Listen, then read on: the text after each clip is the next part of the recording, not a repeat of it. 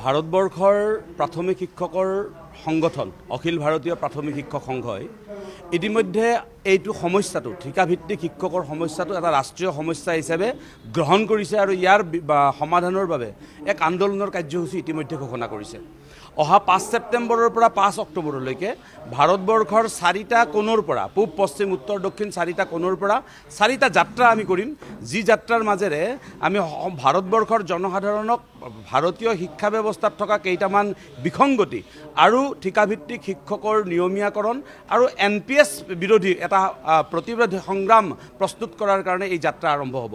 গতিকে সেই যাত্ৰাৰ জৰিয়তে আমি অসমৰ শিক্ষকসকলকো একেলগে লৈ আমি একেলগে আগবাঢ়িম আৰু আমি ৰাজ্য চৰকাৰক আমি এই কথাটো দাবী জনাইছোঁ যে অতি শীঘ্ৰে ঠিকাভিত্তিক শিক্ষকসকলৰ নিয়মীয়াকৰণৰ ব্যৱস্থা কৰি ৰাজ্যৰ শিক্ষা ব্যৱস্থাটোক এটা সুস্থিৰ অৱস্থালৈকে লৈ আহক। চাওক, আমি 2012 চনতে নিযুক্তিপ্ৰাপ্ত ঠিকাভিত্তিক 33 শিক্ষক সৰ্বশিক্ষাৰ অধীনত আমি প্ৰায় 35,000 শিক্ষক আছোঁ ঠিকাভিত্তিক আৰু ষ্টেট পুল। আৰু আমি শিক্ষকসকলে দীৰ্ঘদিন ধৰি আমাৰ চাকৰি বিনা চৰ্তে বেতন সুৰক্ষা নিয়মীয়াকৰণৰ দাবীত আমি সংগ্ৰাম চলাই আহিছোঁ। চৰকাৰৰ লগত বাৰম্বাৰ আমি আলোচনাত বহিছোঁ, বহুকেইটা আমাৰ আন্দোলন কাৰ্যসূচী ইতিমধ্যে আমি কৰিছোঁ, কিন্তু তাৰে পিছতো অসম চৰকাৰে কিন্তু আমাৰ চাকৰি নিয়মীয়াকৰণৰ দিশত কোনো ধৰণৰ সদিচ্ছা প্ৰকাশ কৰা নাই।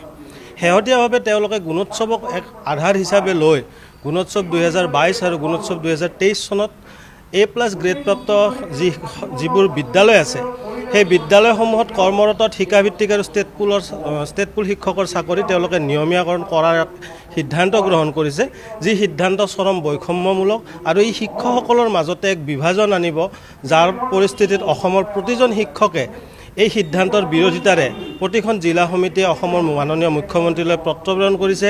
আমি শিক্ষামন্ত্ৰী মহোদয়ক আমাৰ কাৰ্যনিৰ্বাহক সভাৰ প্ৰস্তাৱ প্ৰেৰণ কৰিছোঁ যে অহা 20 জুনৰ ভিতৰত আপোনালোকে সিদ্ধান্ত সলনি কৰক, নতুবা সংগঠনৰ সৈতে আলোচনাত মিলিত হৈ বিষয়টো কি ধৰণে সমাধান সূত্ৰ নিৰ্ণয় কৰিব পৰা যায় তাৰে স্পষ্ট আপোনালোকে আমাক ৰূপত এক সিদ্ধান্ত দিয়ক।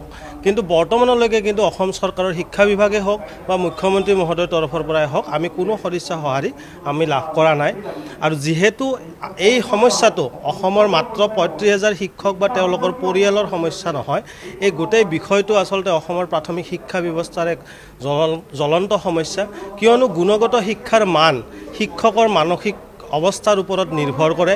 শিক্ষকজনে যদি সম্পূৰ্ণ সুস্থ মানসিকতাৰে পাঠদান কৰিব নোৱাৰে বা তেওঁ যদি অশনি ভৱিষ্যতৰ চিন্তাত যদি তেওঁ দিনে ৰাতিয়ে শংকিত হৈ এক চিন্তাত নিমগ্ন হৈ থাকিবলগীয়া হয়, তেনেহ'লে তেওঁৰ মানসিক অৱস্থাৰ তেওঁৰ নিম্নগামী হয় আৰু তেওঁৰ সেই অস্থিৰ মানসিক অৱস্থাই কণ শিশুসকলক যি গুণগত পাঠদান কৰিব লাগে সেই গুণগত শিক্ষাৰ মান নিম্নগামী কৰে।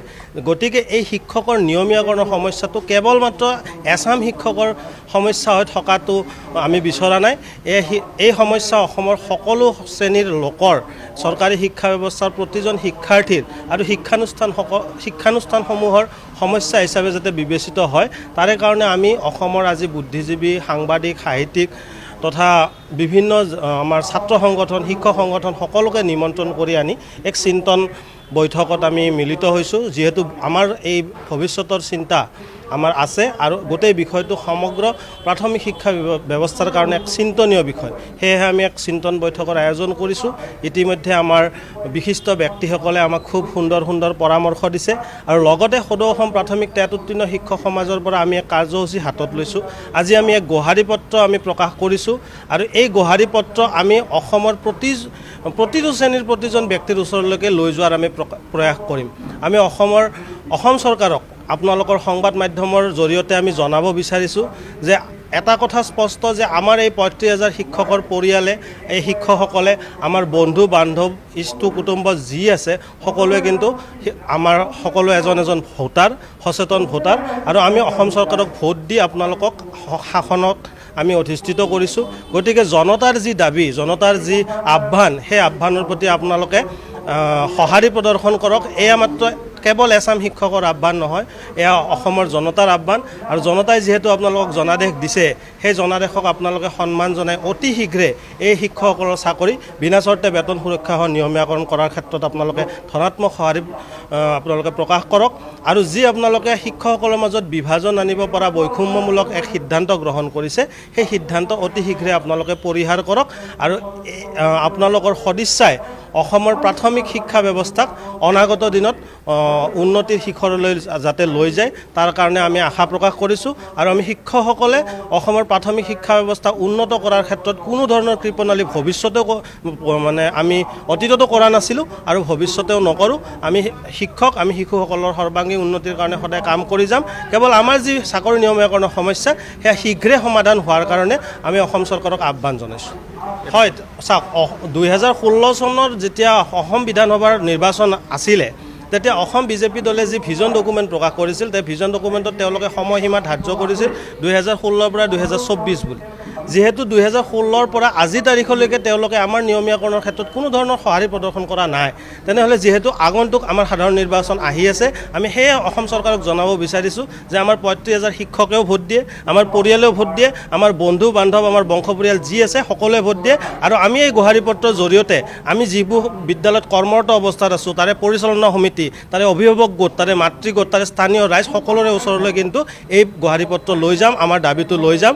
আৰু সকলো জনতাৰ ফালৰ পৰা এক জনমুখী আন্দোলন হিচাপে এই ব্যৱস্থাটো আমি কৰিবলৈ বিচাৰিছোঁ। গতিকে আপোনালোকে আমাৰ সঁহাৰি শুনক আৰু আমাৰ চাকৰি বিনা চৰ্তে বেতন সুৰক্ষা সহ নিয়মীয়াকৰণ কৰাৰ পদক্ষেপ গ্ৰহণ কৰক। চাওক, আমাৰ সদৌ অসম প্ৰাথমিক টেট উত্তীৰ্ণ শিক্ষক সমাজৰ কেন্দ্ৰীয় কাৰ্যনিৰ্বাহক সভাই ইতিমধ্যে সিদ্ধান্ত গ্ৰহণ কৰিছে যে আমি শেষবাৰৰ বাবে অসম চৰকাৰক সিদ্ধান্ত সলনি কৰি শিক্ষকৰ পক্ষে অনুকূলে সিদ্ধান্ত প্ৰদান কৰাৰ কাৰণে আমি 20 জুনলৈকে 20 জুন 2023 তাৰিখলৈকে আমি সময়সীমা তেওঁলোকক প্ৰদান কৰিছোঁ।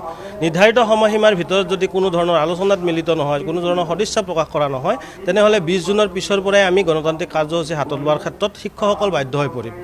আৰু সেই আন্দোলনত আমি জনতাক জড়িতকৰণ কৰাৰ ক্ষেত্ৰত আমি গোহাৰি পত্ৰৰে কাৰ্যসূচী গ্ৰহণ কৰিছোঁ।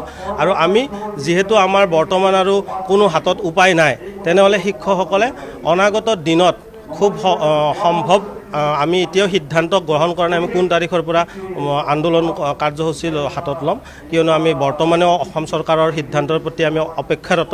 কিন্তু যদি অসম চৰকাৰে আমাৰ প্ৰতি সঁহাৰি পৰিলক্ষিত কৰা আমি দেখা নাপাওঁ, তেনেহ'লে আমি অনাগত দিনত আমি অনশন জাতীয় কাৰ্যসূচীত বহিম। আৰু সেই অনশন কিন্তু অনিৰ্দিষ্টকালীন আৰু দীৰ্ঘকালীনভাৱে চলিব, কাৰণ প্ৰত্যেকজন শিক্ষকে কিন্তু নিজৰ ভৱিষ্যতৰ প্ৰতি শংকিত।